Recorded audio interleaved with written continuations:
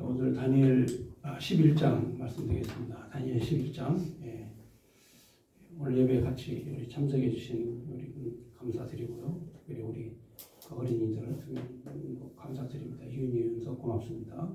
자, 예, 집중해서 성경 말씀 잘 듣고 공부를 잘 하시도록. 자, 오늘은 이제 다니엘 11장 매우 중요한 역사적 내용이 담겨져 있습니다. 그래서 다니엘 11장의 이 역사적 내용을 여러분들이 잘 이해를 하셔야 되는데, 먼저 이 지도를 제가 그렸는데요. 빨리 그리느라고 비슷하게 그렸는데 그래도 썩 잘 그린 그림입니다. 이게 이제 뭐 그냥 보면은 뭔가 잘 모르지만 제가 지명을 쓰면 알 겁니다. 자, 여기는 이제 지금 터키, 그리고 여기는 지금 이집트, 그리고 여기 이 지점이 가나안, 이스라엘입니다. 이스라엘. 자, 그 다음에 이쪽 오른쪽에 이제 유프라테스 강이 이렇게 흐르죠. 유프라테스 강과 이제 티그리스 강이 흐르는데, 자, 이 지역을 이제 페르시아.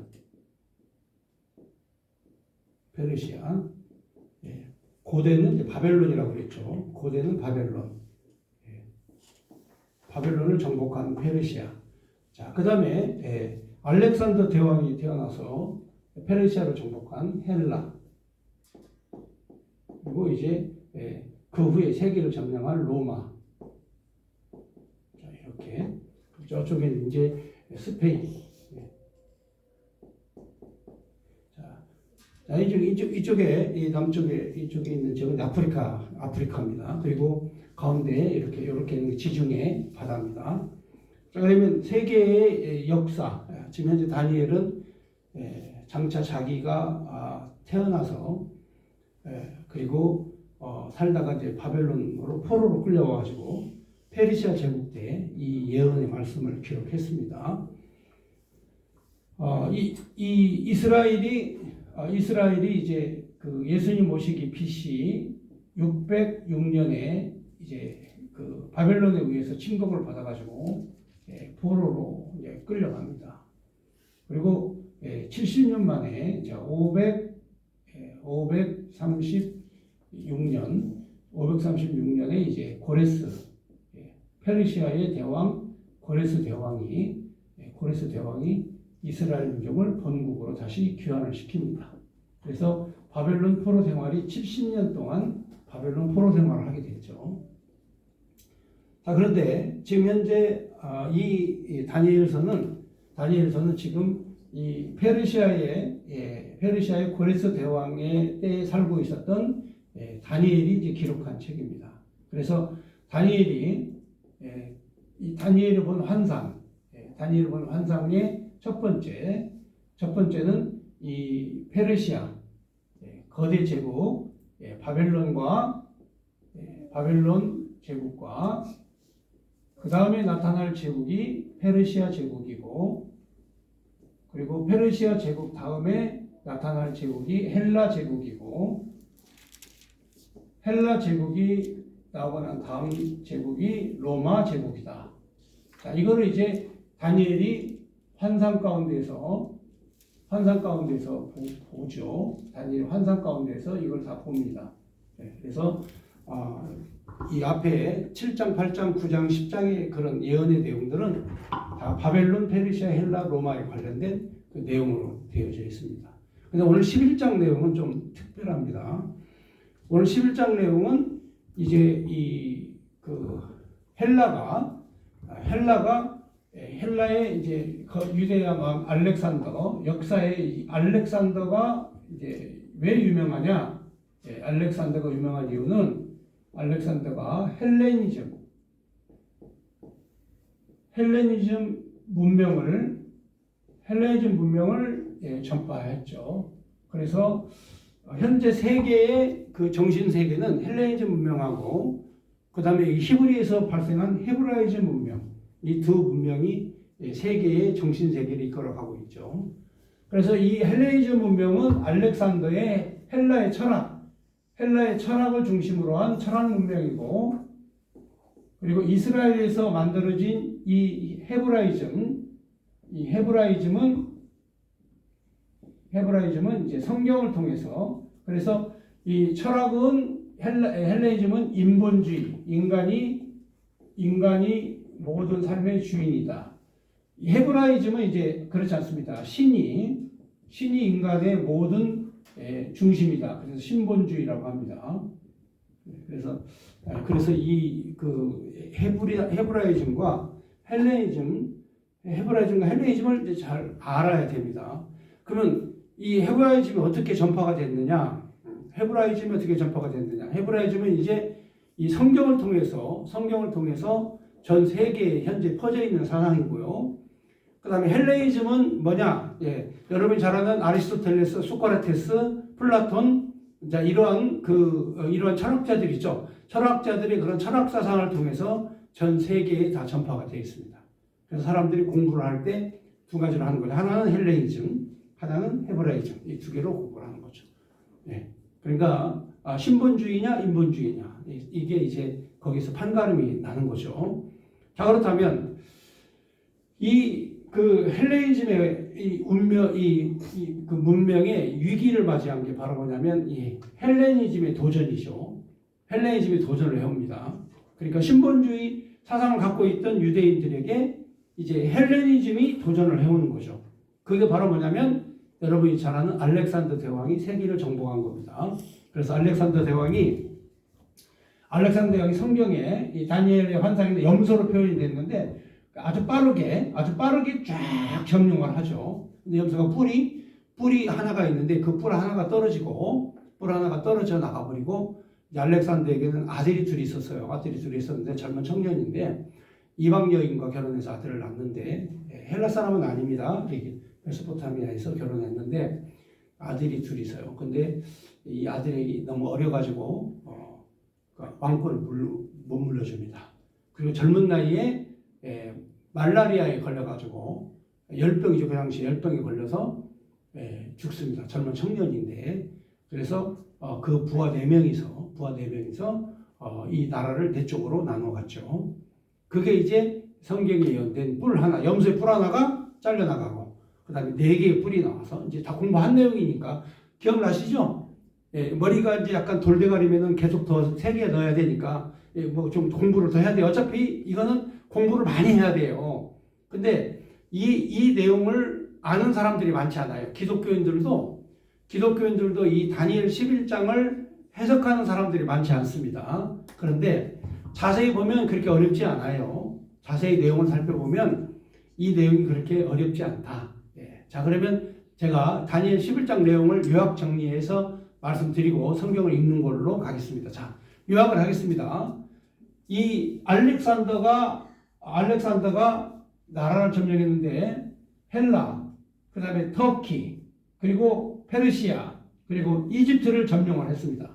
그러니까 한순간에 젊은 청년 알렉산더가 그 당시에 문명 세계를 다 점령을 해버린 거죠. 그 당시 동양 문명과 서양 문명을 다 알렉산더가 통합해서 점령을 해버린 거예요. 그러니까 알렉산더는 역사적으로 대단한 인물입니다. 그리고 성경에서 알렉산더의 역할을 이렇게 다니엘을 통해서 자세하게 기술을 했습니다.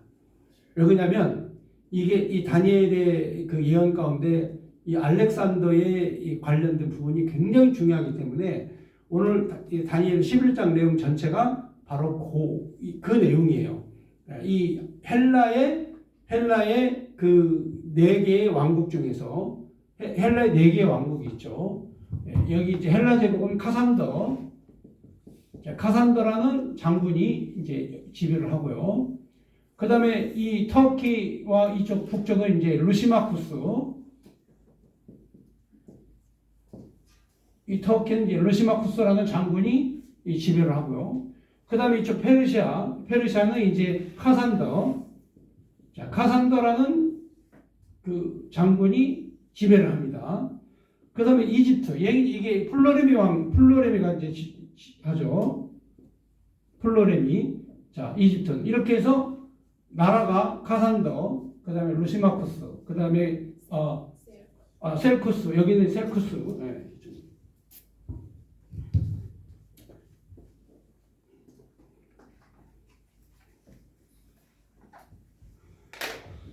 자, 이쪽에 페르시아는 이제 셀쿠스 장군이, 그 다음에 플로레미 장군이 이렇게 나라를 네 쪽으로 이렇게 나누죠.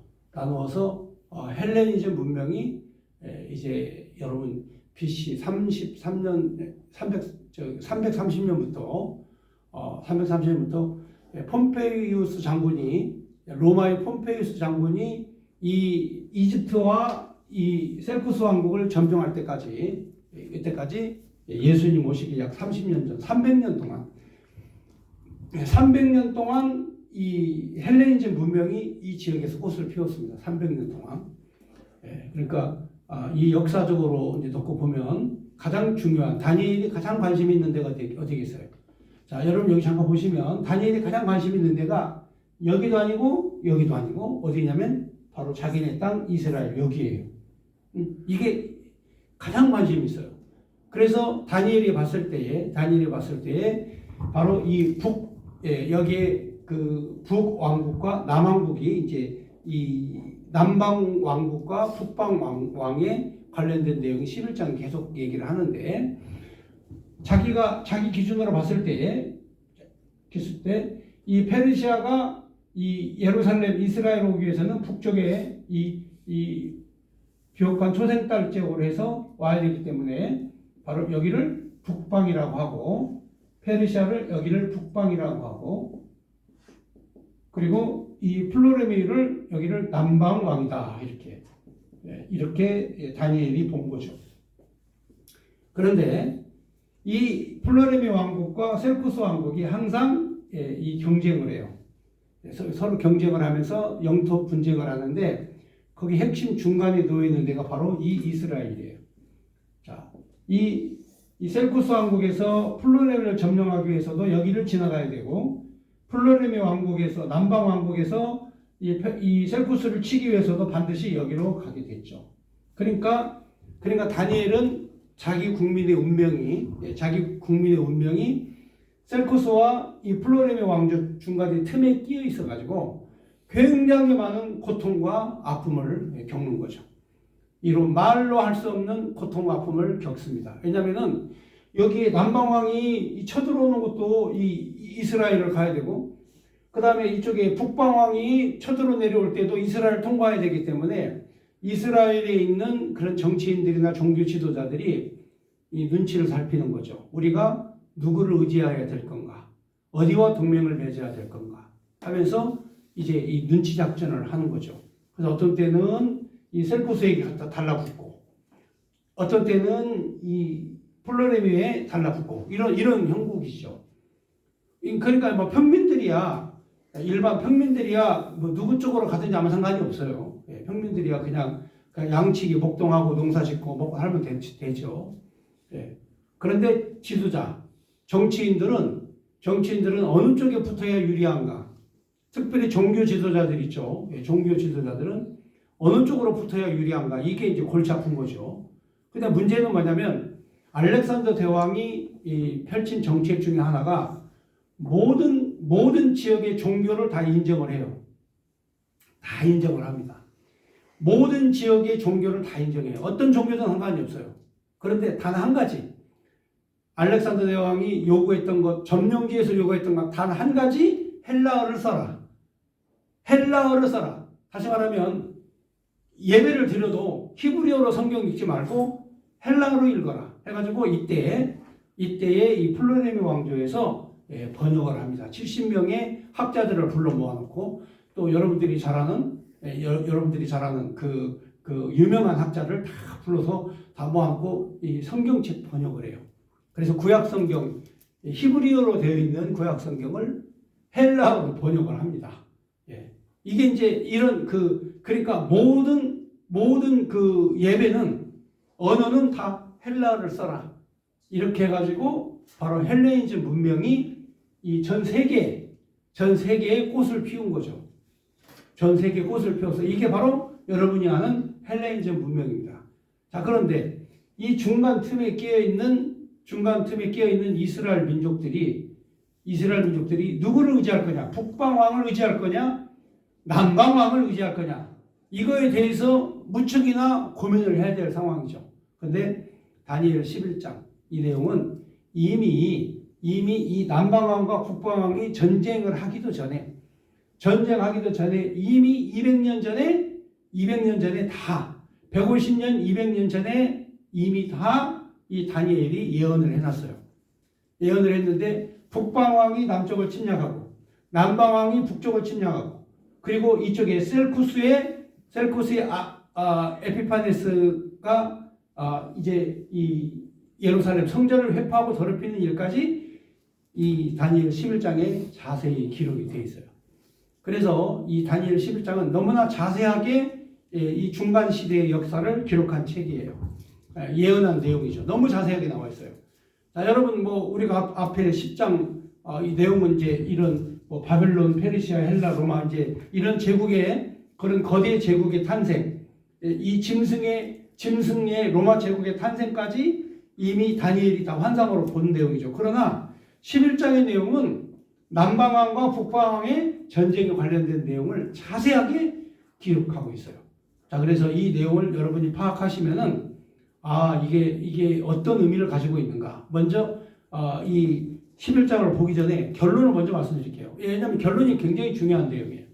이 결론이 왜 중요하냐면 다니엘이 왜 11장을 이렇게 심혈을 기울여 가지고 예언의 내용을 그대로 썼느냐. 그 이유가 있어요.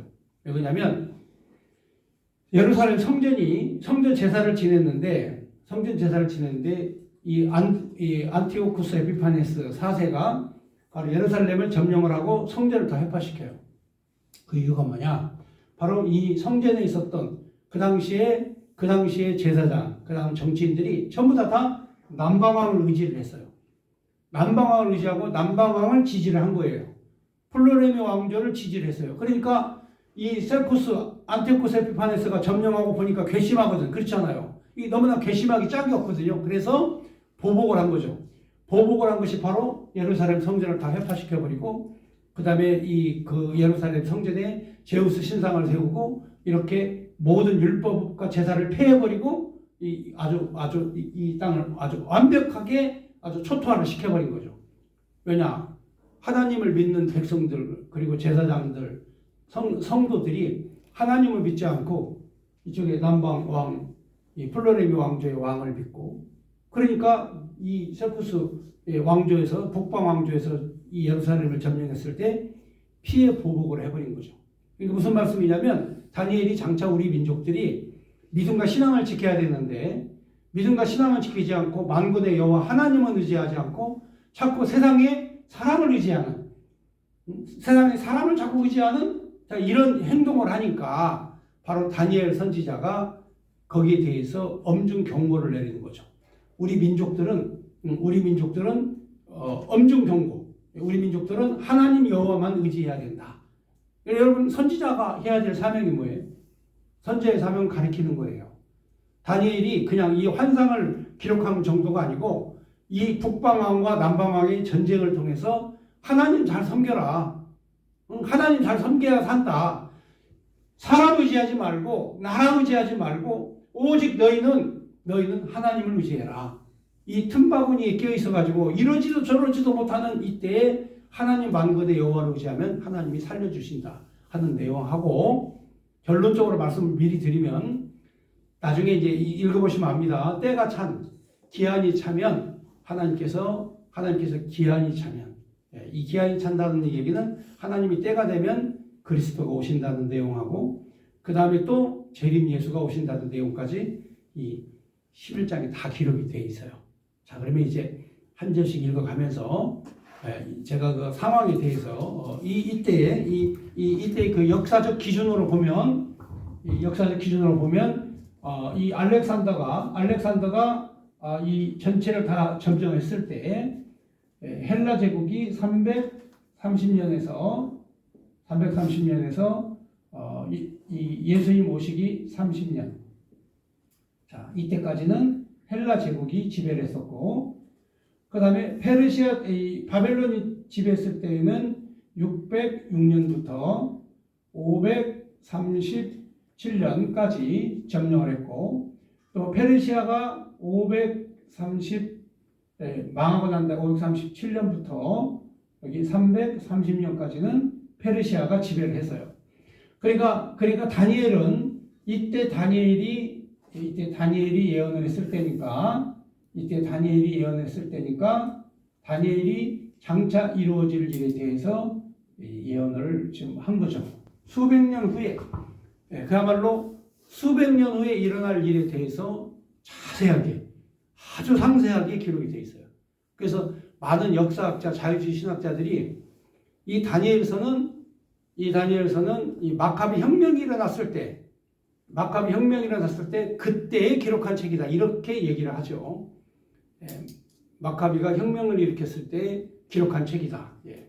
이게 예수님 오시기 2세기 전에 이게 기록된 책이다. 그러니까 다니엘 시대, 예수님 오시기 6세기 전에 기록된 책이 아니라 바로 이때 기록한 책이다. 이런 식으로 사람들이 이제 예언을 하죠. 그런데 이 책의 내용은 여기까지만 예언이 된 게 아니라 이후에 로마 시대 때까지 예언이 기록이 되어 있어요. 로마 시대 때까지. 자, 그래서 남방왕과 북방왕에 대해서는 여러분들이 이제 지식이 있죠. 자, 남방왕은 이집트, 플로레미 왕족, 북방왕은 어디? 셀쿠스 왕족. 아시겠죠? 자, 이쪽에 그래서 이 틈바구에 끼어 있는 이스라엘 민족의 운명에 대해서 다니엘이 예언을 한 내용이다. 자, 그러면 1절부터 보겠습니다. 내가 또 메대 사람 다리오 원년에 일어나 그를 도와서 그를 강하게 한 일이 있었느니라. 자, 이거는 이제 여러분이 잘 아는 이 메대 사람 다리오하고 이 페르시아의 다리오는 좀 틀립니다. 좀 다른데 이거는 이제 지나갔던 일이죠. 1절 내용은 이제 과거형이죠. 있었던 일이다. 이렇게 하면서 2절로 연결이 됩니다. 이제 내가 참된 것을 내게 보이리라. 이제는 진짜 일어날 일에 대해서 장차 너에게 보여주겠다.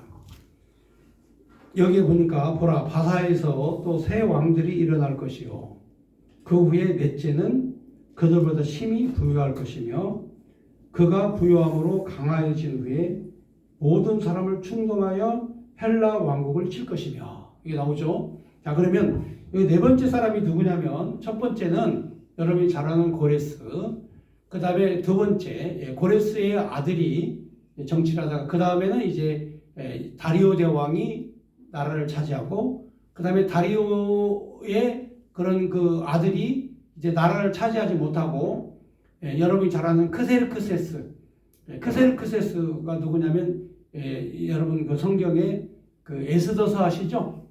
에스더서에 나오는 남편, 그 남편이 바로 크세르크세스입니다.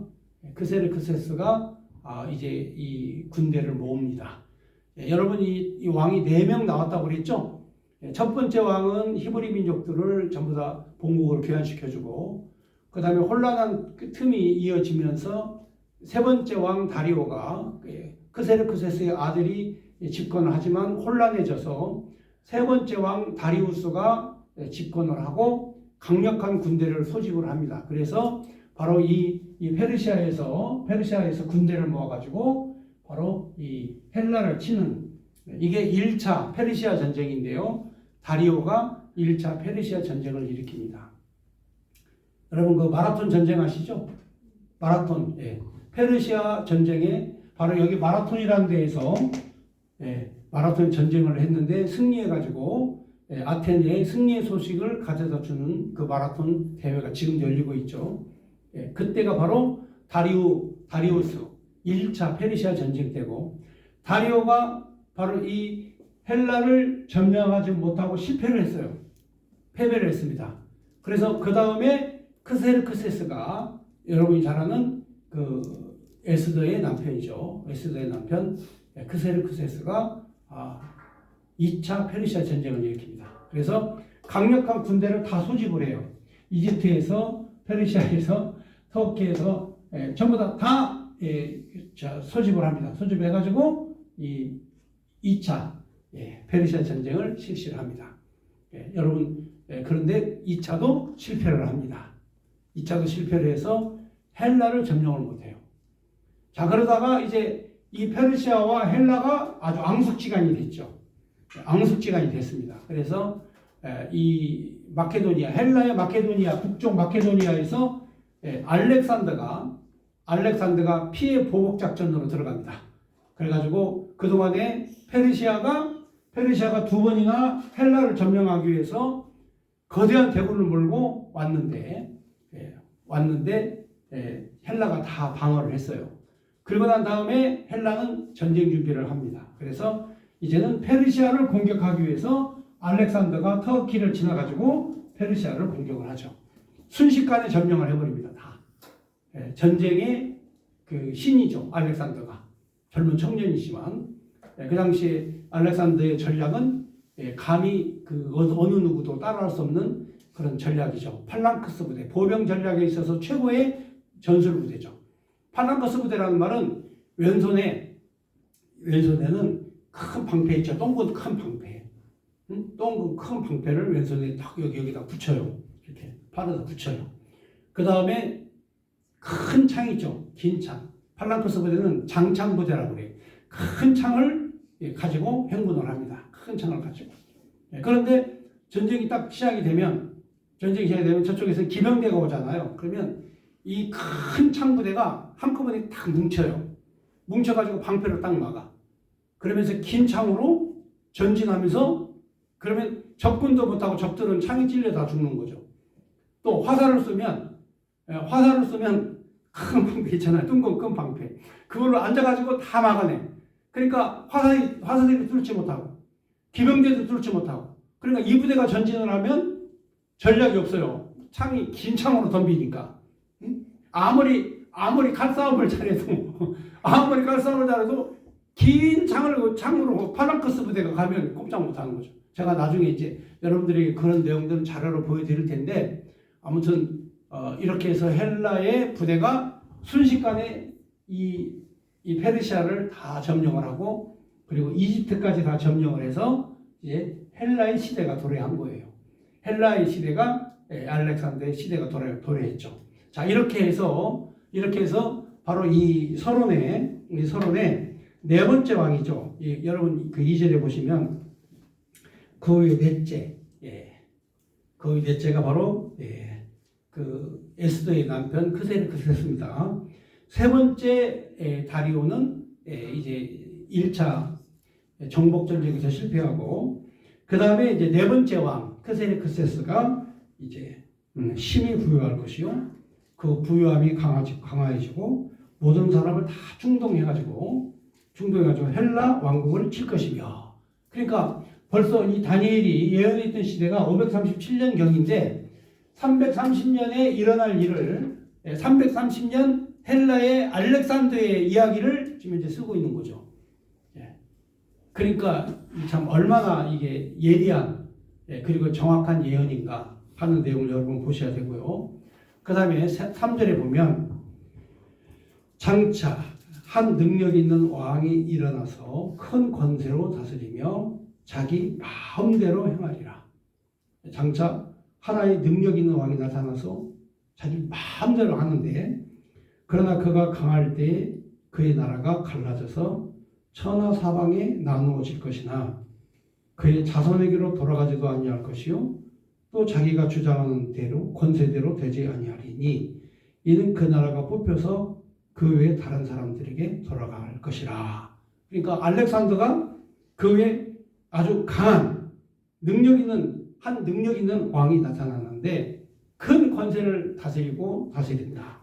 그리고 그가 자기 마음대로 젊은 청년이 자기 마음대로 행하는데 그가 나라를 다 점령하지만 이 천하가 나누어질 것이다. 자, 이렇게 성경이 예언한 내용대로 그대로 됩니다. 그래서 자기 권세대로 되지 않고 그 나라가 뽑혀서 다른 사람들에게 다 돌아간다. 그래서 아까 제가 보셨죠. 그 아들에게 돌아가지 않고 전부 다 여기 셀쿠스나 르시마쿠스나 카산더나 플로레미에게 다 돌아가. 내 나라가 전부 다 뿔뿔이 터지더라. 그 다음 5절 이제 남방이 나오죠. 남방왕들은 강할 것이나 이 남방이 어디라고 그랬죠? 자, 이쪽에 이집트 플로레미 왕조를 이스라엘 사람들이 볼 때는 남쪽이고 아시겠죠? 그 다음에 셀쿠스 왕조는 이 동쪽에 있지만 그러나 이 나라를 올 때는 반드시 이 유프라테스 강을 따라서 하란을 거쳐서 북쪽에서 내려오니까 이쪽을 북방왕국이다 이렇게 부르는 거죠. 자, 그다음 남방왕들은 강할 것이나 그 군주 중 하나는 그보다 강하여서 권세를 떨치리니 그 권세가 심히 클 것이요. 자, 여기에 플로리미 왕조의 가장 힘이 센 왕이 하나 나타나는데 그 왕이 가장 큰 힘을 발휘해서 셀쿠스 북방 왕을 공격할 것이다. 6절 몇 해 후에 그들이 서로 단합하리니 곧 남방 왕의 딸이 북방 왕에게 가서 화친을 하리라. 그러나 그 공주의 힘이 쇠약하고, 그러니까 이제 이 남쪽에 플로레미 왕조에서 셀쿠스를 점령을 해요. 점령을 하는데 여기에 그 왕이 공주를 한 명 보내요. 시집을 보내요. 공주를 한 명 시집을 보내면 거기서 아기가 태어나면 그 아기가 이제 반절은 누구 얘기예요? 그렇죠? 이쪽에 남방왕 얘기가 되겠죠. 반절은 남방왕 얘기가 되니까 이쪽에 셀쿠스 왕조를 이렇게 해서 점령해버리려고 이렇게 정략 결혼을 시킨 거죠. 공주를 보내서. 자, 공주를 보내서 정략 결혼을 시킵니다. 자, 그런데 그 공주를 데리고 온 자와 그를 낳은 자와 그때 도와주려던 자들이 다 버림을 당해요.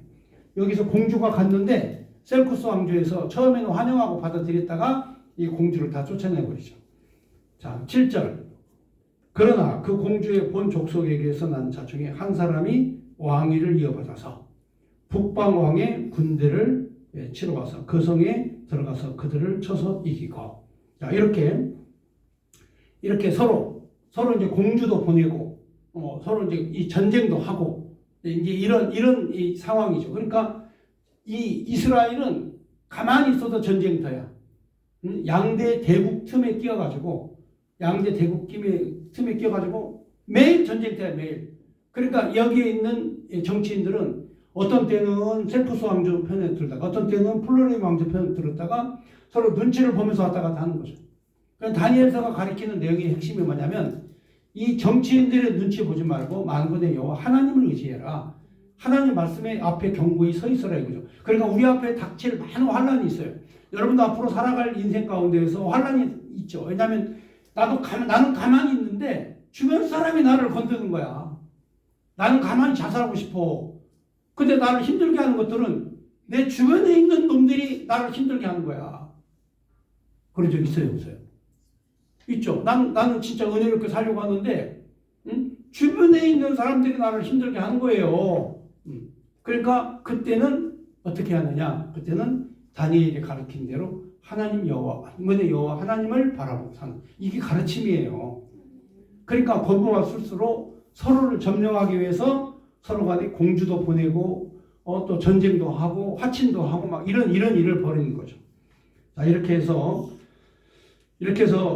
그 6절에 거기 보면 남방 왕의 딸이 북방 왕에게 가서 화친을 하기도 하고 또 그 공주가 힘이 없어져서 왕은 서지도 못하고 권세가 없어질 뿐 아니라 공주와 그를 데리고 온 자를 낳은 자와 그때 도와주던 자를 다 버림을 받고 또 그러나 공주의 본 족속에 난 자 중에 한 사람이 왕위를 이어 권세를 받아 북방왕의 군대를 치러 와서 그 성에 들어가서 그를 쳐서 이기고 또 그들의 신들과 부엄하는 우상과 금과 은과 아름다운 그릇을 다 노력하여서 애국으로 가져갈 것이요 몇 해 동안 그가 북방왕을 치지 아니하리라. 북방이 쳐들어가 가지고 이 전체를 다 이 금은 보화를 싹 가지고 전부 다 애국으로 내려갔다 이 얘기죠. 그러니까 지금 현재 이 상황이 실제 역사적으로 일어났던 그런 상황을 다니엘은 이미 537년경에 이 내용을 예언을 한 거죠.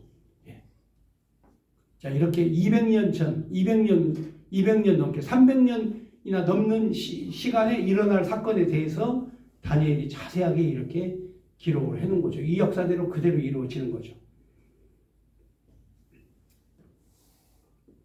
10절 보겠습니다. 시간이 너무 많이 돼가지고 이 내용이 좀 기니까 다음 시간에 이어서 말씀을 드리도록 하겠습니다.